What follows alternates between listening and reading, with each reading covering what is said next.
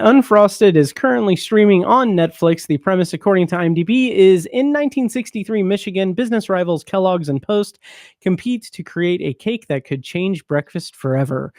Director for this movie was Jerry Seinfeld, making his directorial debut.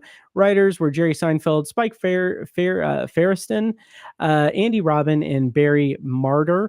Cast includes Jerry Seinfeld, Melissa McCarthy, Jim Gaffigan, Max Greenfield, Hugh Grant, Amy Schumer, Peter Dinklage, Christian Slater, Bill Burr, Dan Levy, James Marsden, Jack McBrayer, Thomas Lennon, Bobby Moynihan, and everyone else in comedy.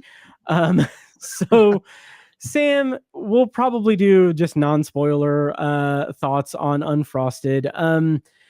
What did you think of Unfrosted, and what are your thoughts on Jerry Seinfeld? His weird anti-woke tangents that has gotten some press lately. Yeah, I feel like there's a lot to unpack here, so please Yes. bear with me. So I do feel like we need to address his anti-woke statements because he made them during the promotion of this movie, which I feel is very strange timing that I kind of have to comment on. So I think it's very weird to say that movies are over, the movie business is over, and that comedy is dead because people are too easily offended, and, you know, woke culture is suppressing comedy. I think those are strange things to say before releasing a movie about Pop-Tarts. Yes. There's really nothing remotely edgy about this movie. It's a dorky dad joke of a movie. Like, all the humor is kind of groan-worthy. You know, a lot of one-liners that are like so innocent that they're kind of offensive in their innocence. It's like, you know, let's be a little bolder.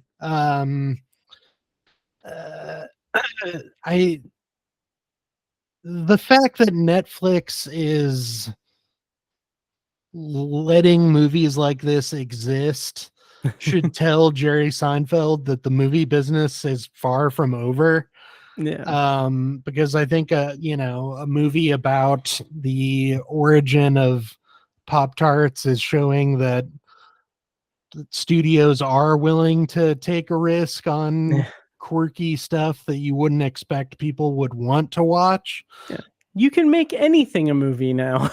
Right. Like, look at all these product movies, like the Beanie Bubble, or you know, there was a movie, Blackberry. There was a movie about Flamin' Hot Cheetos. Yes. Like, I don't think the movie business is over. No. Oh God, our friend, I think Brent coined something. I can't remember what, like, it was like product pick or something, like prod pick, like biopic, but for products. I'm not sure. But yeah, or maybe it was Mitch. I don't know. But anyway, Brando picks, because brand picks. But yeah, but it's so weird that he went on that tangent about not being able to do edgy comedy, and a lot of the responses to it have been like, well, It's Always Sunny has been on the air for over a decade now, like, they're doing fine. Right. Which is, that exists in such an interesting, like, bubble, a beanie bubble, if you will. But no, that exists in a bubble because, in such an interesting bubble, because It's Always Sunny is like, it's like Seinfeld on crack. Yeah. It's such a weird, like, kind of extension of what Seinfeld kind of represented in the 90s, like unlikable, neurotic characters. And now It's Always Sunny is like just despicable, like, people that are really funny. So I don't know. But anyway, but yeah, it's weird that he would go the whole, like, anti-woke thing. I wouldn't have thought that Jerry Seinfeld would be someone to talk about how pigeonholed comedy is these days. It's a weird take. It also doesn't make sense coming from him, considering how innocent his humor has always been. Yeah. Like one of his first stand-up bits was about life cereal. And he's known as the what's the deal with so and so guy. I mean, he talks about stuff like, why can't you have cereal for dinner? And that's especially funny considering some recent Kellogg's news that came out about their CEO suggesting cereal as a dinner option for families. Christ. Yeah. He said something about like, in these tough hard times, economic times, families should consider cereal for dinner, and he was raked over the coals for that, as he should have been. Absolutely. As just someone who's so out of touch with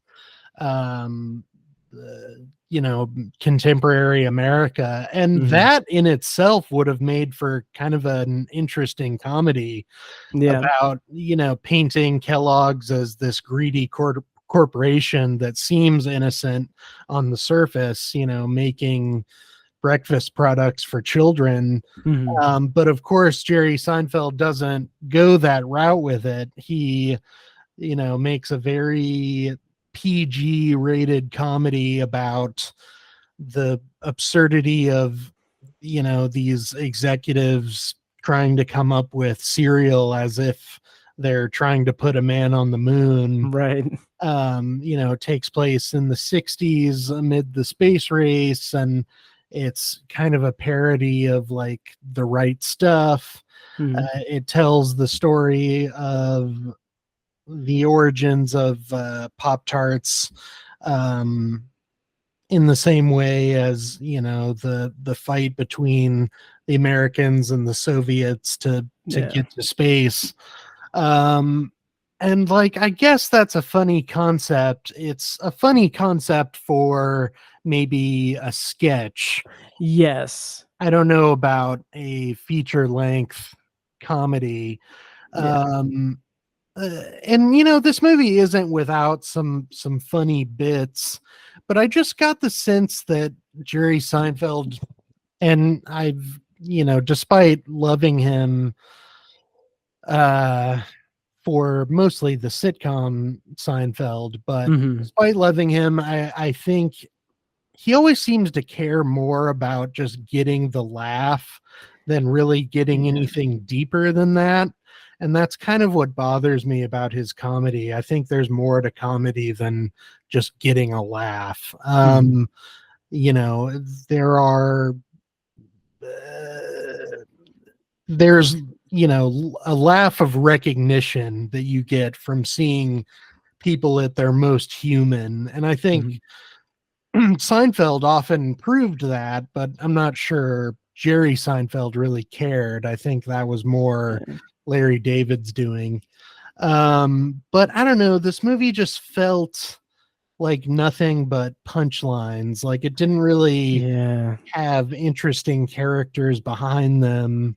And I guess that's what was kind of off-putting to me about it. Yeah, I'll agree with pretty much everything you said. Also, I do think that there is different layers to comedy as well. There's a specificity to delivering something with like great comedic timing, like saying Bale Organic when like talking about the visual effects of Star Wars. But no, there is something that I feel like we've been inundated over the years with these types of like brand specific like origin stories that run the gamut from comedy to drama to hyper drama to like less serious drama, but like it runs the gamut of different genres. So like we've been inundated with that, and it has gotten to a point where it's so oversaturated that when someone makes something like this for Pop-Tarts, even with it being demonstrably like in a completely different reality, like from the outset, I've seen this compared to just being like a live action cartoon. It is 100% like slapstick, weird, heightened reality. You're not supposed to take it seriously. Even in that hyper reality, nothing lands for me except for one. Like there's one sequence, one joke that I like that perked my ears up, and that's credit to Bill Burr as JFK. It's the whole "ask not" joke. That bit I thought was like border not genius, but like it was very effective. I thought that is good. That is a very good, well constructed joke, and I appreciated it. And I wish that there was something else like that in this movie. There's one thing that we won't. I would rather we not spoil because it is a spoiler. It's cameo. It's a cameo. Which that in of itself is not a spoiler because there are cameos in every single scene and just about. But there's one cameo of a pair of people that kind of blew my mind a little bit, even though the thing that it's satirizing or it's sending up is something I wasn't a fan of. I just thought it was a very interesting get for that. Are you picking up what I'm putting down, Sam? I am, yeah. And kudos to you for not spoiling it. Unfortunately, Netflix has spoiled it. Oh, really? By just releasing that clip like in its entirety. And I'm like, you're giving away the best part of the movie. Yeah. But I won't spoil it either. But that is one of the few effective moments. If only because those characters are coming from a much better piece of entertainment. Right. It's like they kind of heighten the material because of that. The movie turns into like a scene from something else. And yeah. I've heard some people say that if Jerry Seinfeld weren't the main character, then maybe this movie would be better. I'm not really sure that's the case. I don't think his character is really all that nuanced. No. In the sense that a different actor would make a difference.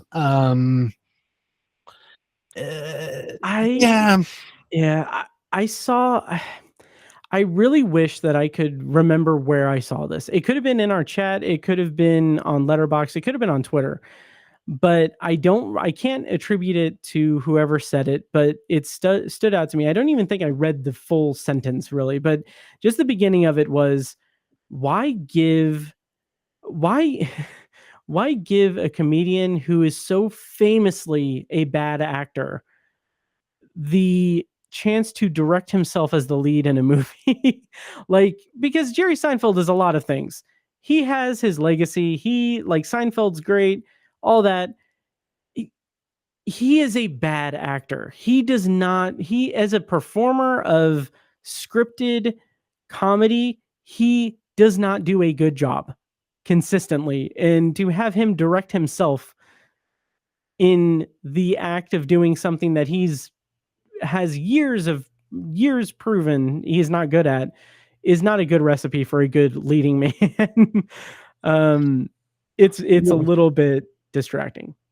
While I agree with that, I think he kind of has to be in it because I think part of the joke, and this shows how weak a joke it is, but I think part of the joke is Jerry Seinfeld making a movie about Pop-Tarts. And I think seeing him, like, he's clearly pleased with himself in every scene. Yeah. And like almost laughing at his own jokes. Like, to me, that's kind of the charm that the movie's trying to have. I agree that it's pretty weak in that sense, but it goes back to my point about like this movie not having much going for it beyond its kind of groan-worthy one-liners. Yeah. Like, I think Jerry Seinfeld just had a lot of material on this subject matter, and this is like him milking it for all it's worth, pun intended.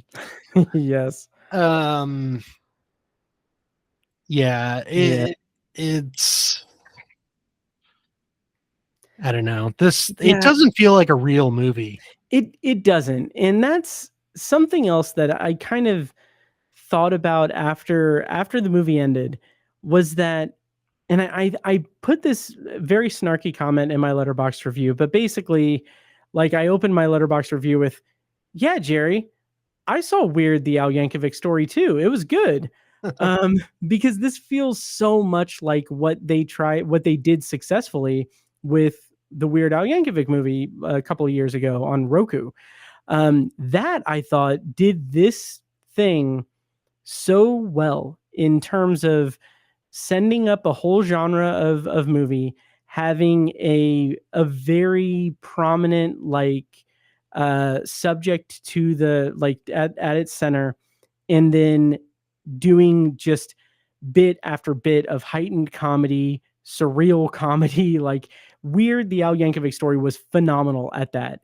And this feels like it is a pale imitation of what they did with Weird the Al Yankovic story. And this feels like it is trying so hard to be a unique, whimsical comedy, but nothing is there for me to really latch onto aside from one scene with JFK and one scene with 2 cameos.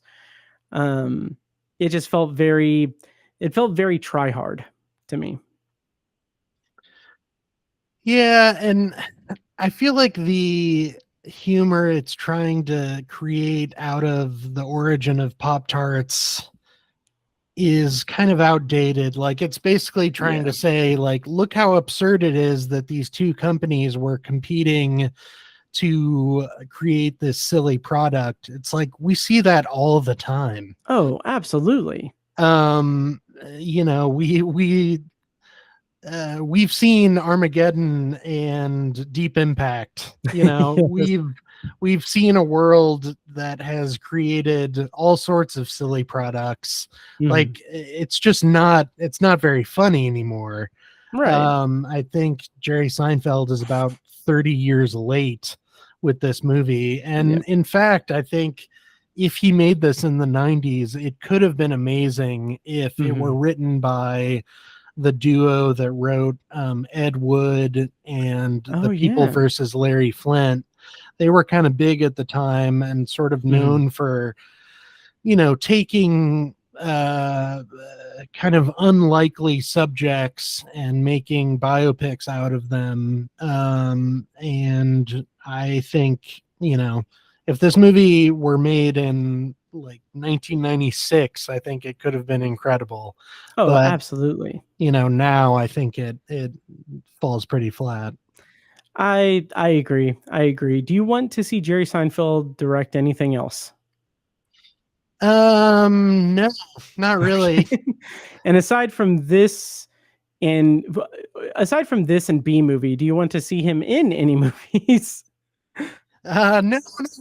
Well, and that's another thing. Like, B movie is his only other movie, and I think if I remember correctly, it's about a bee suing humans because they're using honey or something. I never saw it, but I think that I've gotten that plot from it, something like that. I just remember there's a romantic subplot with a human that's weird. Yeah. I think it has something to do with honey, and like, it's a chuckle worthy joke. Like, that's a dad joke. And he's got to stop basing movies on lame dad jokes, dude. Yeah.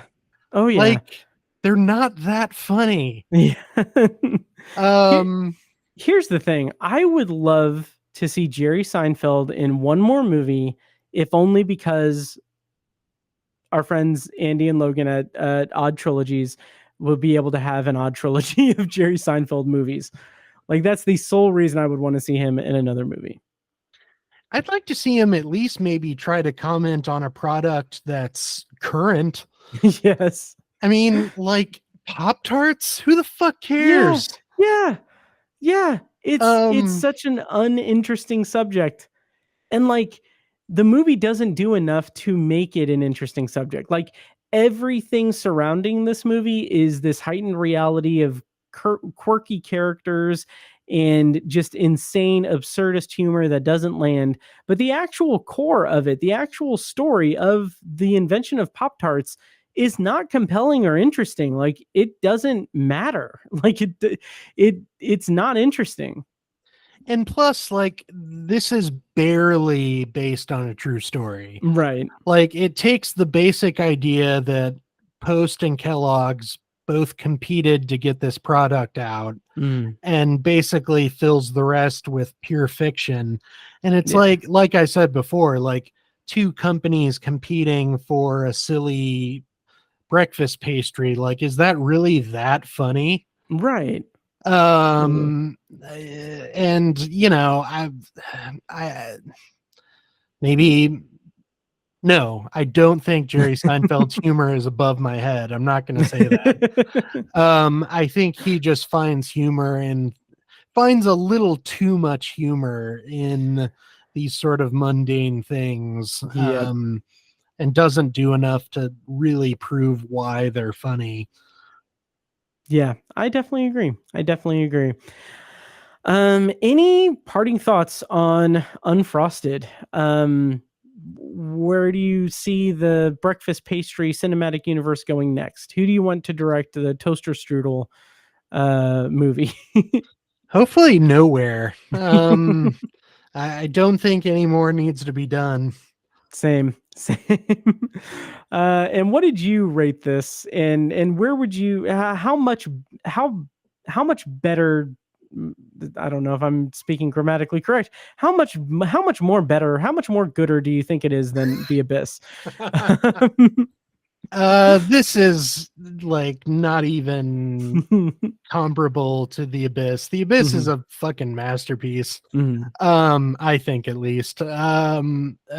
Unfrosted, I think I'm being generous and giving it 2 stars. I could probably go lower. I thought this movie was, here's the thing, it's terrible. I wasn't seething with anger while I was watching it, though. I chuckled a few times. Like, I think it's lame, but it's about as lame as like listening to your uncle tell, you know, dorky jokes. Like, it's inoffensively bad. For some reason, I was so afraid you were going to say it's as bad as listening to your podcast. Oh no, I would never. I believe you that you would never, but for some reason I was just like, oh my God, where is he going with this?